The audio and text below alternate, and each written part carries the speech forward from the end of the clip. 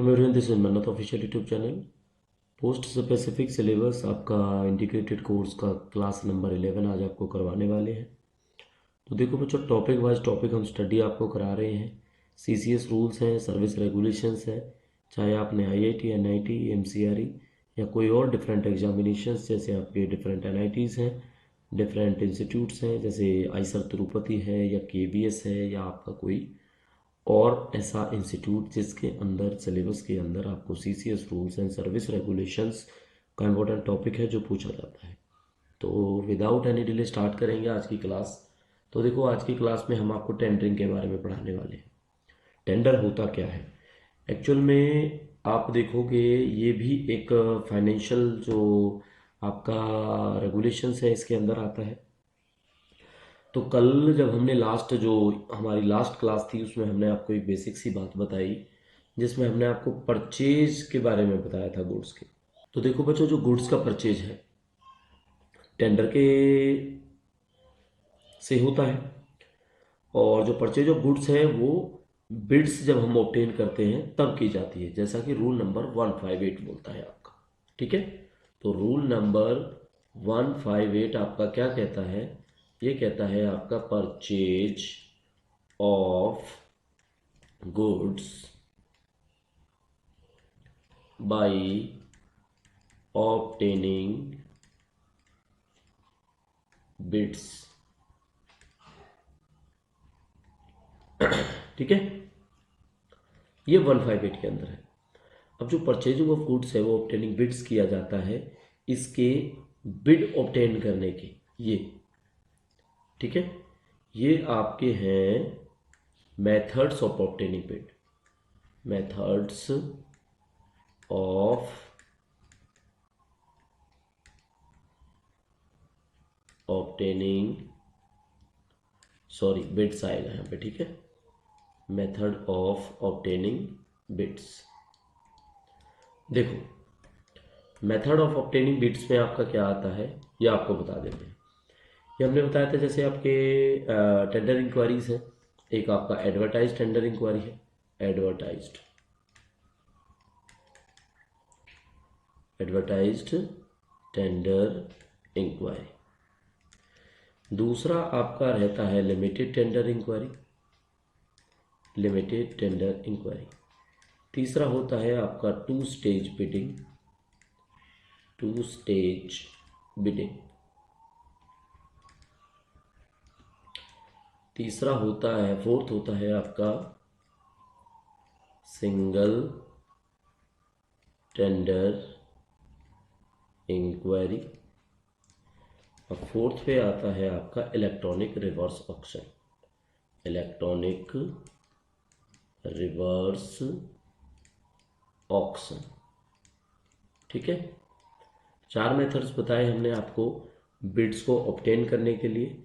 इसके बाद आपकी ई पब्लिशिंग होती है, टेंडर को ई पब्लिश करते हैं जितने भी ऑटोनॉमस स्टैच्यूटरी बॉडीज़ हैं उनके लिए ये मैंडेटरी होता है, डिपार्टमेंट्स जो सेंट्रल गवर्नमेंट के साथ अटैच्ड हैं, कि आप जो टेंडर इंक्वायरीज हैं उनको पब्लिश करो, ई पब्लिश करो। और ई पब्लिश करने का जो मेथड है या बिड अवॉर्ड करने का मेथड है वो आपको CPPP पे मिल जाता है, यानी कि सेंट्रल पब्लिक प्रोक्योरमेंट पोर्टल।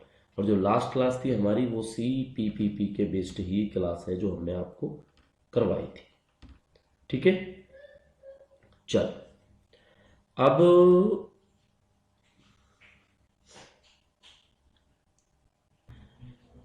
तो सबसे पहले आपको बताना है एडवर्टाइज टेंडर इंक्वायरी के बारे में। अब जितने भी टेंडर इंक्वायरीज हैं, जितने भी मेथड्स हैं आपके टेंडर के, वो हम डिस्कस करने वाले हैं। उससे पहले आपको एक चीज़ बतानी है। कौन सी चीज़ बतानी है? वो एक रूल है। कौन सा रूल होता है ये भी बताना पड़ेगा आपको। रूल 154 एंड 155, रूल 154 एंड 155, ये दोनों रूल्स क्या कहते हैं आपके? ये होता है purchase without quotation, purchase without quotation.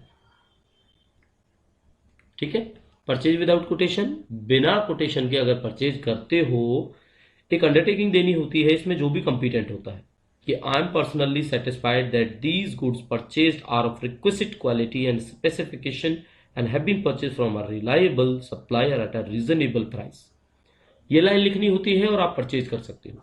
अगर आपने अभी तक ये परचेज विदाउट कोटेशन के अंदर जो चीजें परचेज करते हो, अगर आपने 25,000 पढ़ा है तो आप अपडेटेड नहीं है, ठीक है, क्योंकि 25,000 से वो लिमिट बढ़कर अब कितनी हो चुकी है, 50,000 रुपए हो चुकी है। और ये कब से है, 2024 में अमेंडमेंट आया था, तब से ये चेंज हो चुका है आपका, ठीक है। तो इसके अंदर आपको पता लग गया गुड्स की क्वालिटी जो वर्थ है वो कितना होना चाहिए, 50,000 होना चाहिए। अब आता है रूल 155। तो रूल 155 बोलता है परचेज, ये विदाउट कोटेशन नहीं होता, कि purchase of goods by purchase committee.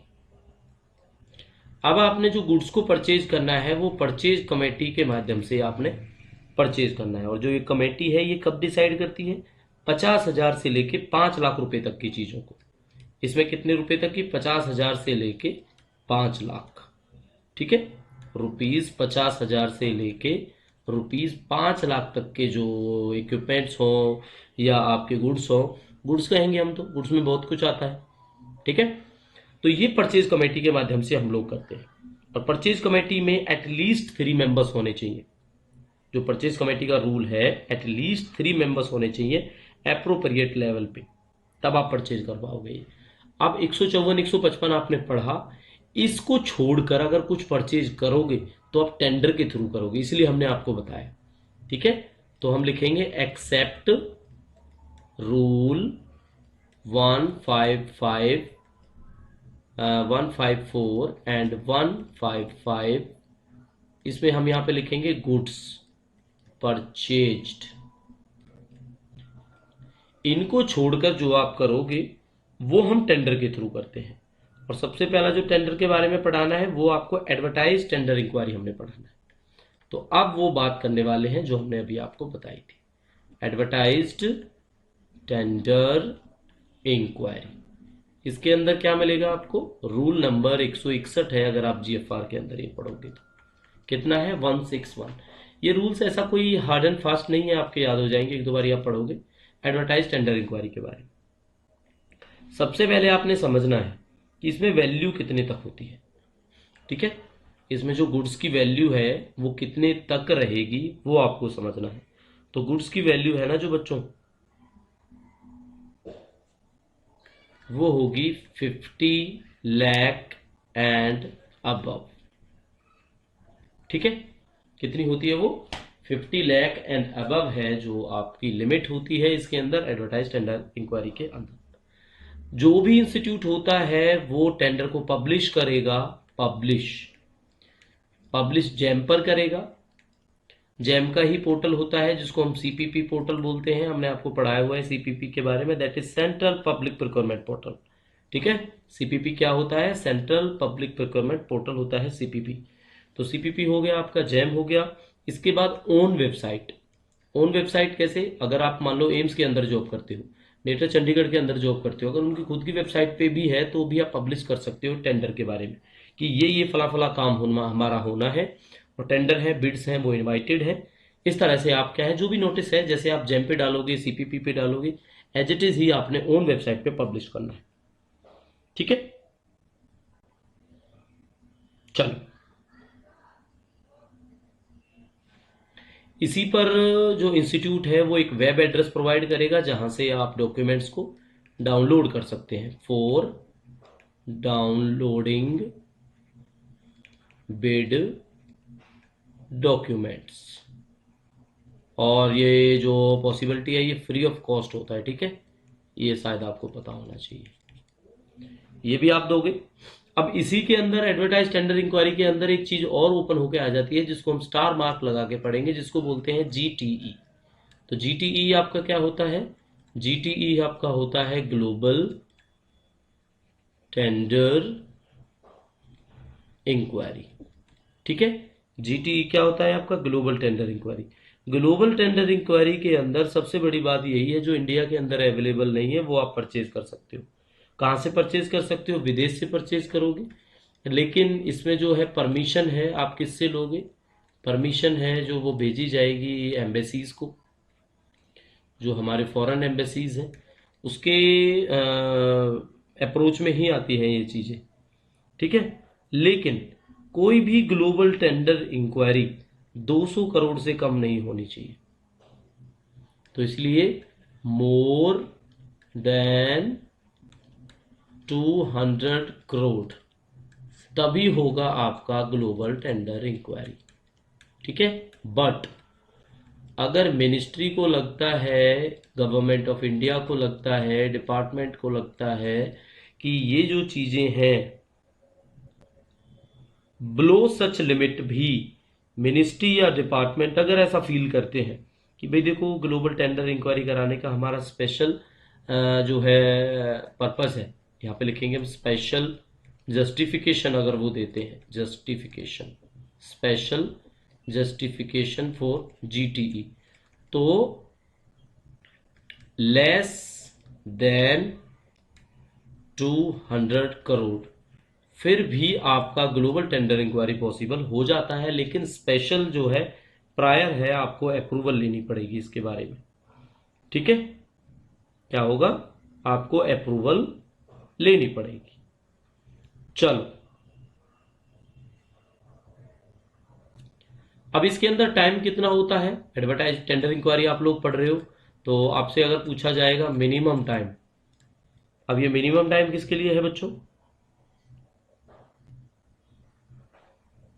Minimum time for submission कितना होता है मिनिमम टाइम, तो मिनिमम टाइम आप देखोगे 3 वीक्स होता है। कितना होता है, 3 वीक्स। कब से 3 वीक्स होगा, from the date of publication.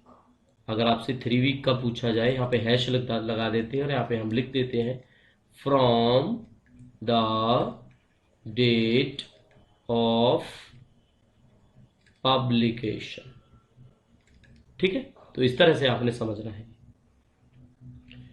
तो देखो उम्मीद हम करेंगे अब आपको एडवर्टाइज टेंडर इंक्वायरी के बारे में एग्जैक्ट नॉलेज है वो मिल चुकी है। दूसरा आ जाता है इससे आगे जो हम आपको पढ़ाएंगे वो है लिमिटेड टेंडर इंक्वायरी। एडवर्टाइज का तो आपको समझ में आया होगा कि एडवर्टाइज करना है, लेकिन लिमिटेड में क्या करना है ये अभी सीखने को मिलेगा, ठीक है। चलो लिमिटेड टेंडर इंक्वायरी हमारा सेकंड पॉइंट है जो हम रीड करने वाले हैं। ये मेथड तब अडॉप्ट किया जाता है जब गुड्स आप परचेज करते हो ना वो 50 लाख तक हो, up to 50 lakh, up to 50 lakh, ठीक है, अप टू 50 लाख। क्लियर हो गया आपको कि 50 लाख तक की चीज के लिए ही आप एडवर्टाइज टेंडर इंक्वायरी के बारे में करते हो। और एडवर्टाइज टेंडर इंक्वायरी में 50 लाख एंड अबव पढ़ाया था, तो up to 50 lakh limited tender, इसीलिए इसको बोला गया हम लोगों ने कि ये लिमिटेड टेंडर इंक्वायरी है।